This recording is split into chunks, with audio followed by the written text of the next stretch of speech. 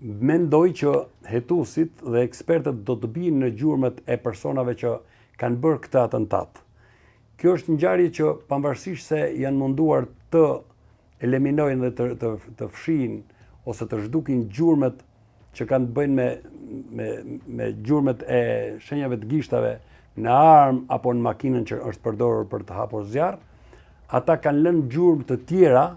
që indirekt do të çojnë tek autorët e veprës penale.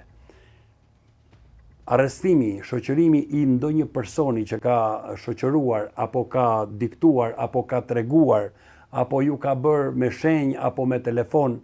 që ju ka treguar se ku e tek është objektivi, unë mendoj që për momentin nuk ka ndonjë risi për të zbardhur ngjarjen kriminale. Vetëm duhet kemi parasysh një diçka. Vendi ku është ngritur prita për të ekzekutuar objektin që ato kishin,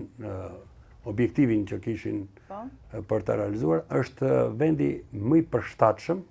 edhe në pikpamje të pasigurisë për ato arsyet që tash unë, por është edhe në pikpamje të rrugëve për t'u larguar grupi kriminal, ekzekutorët, për t'u larguar drejtim zonave më të sigurta, si që në zona e Niklës apo e Fushkrujës. Sepse nëse do futeshin në rrugën që të qonë për në qafkashar, apo që të qonë për në autostrat, pra nëse objektivi i tyre do kishte preha e tyre, do të ishte futur në autostrat, do e kishin, ndoshta mund të ishte më e lehtë për ta realizuar ekzekutimin e objektivit,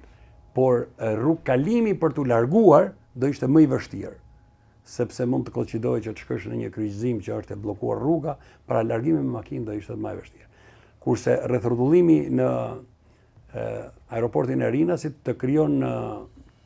mundësinë për t'u larguar minimalisht në 5 drejtime.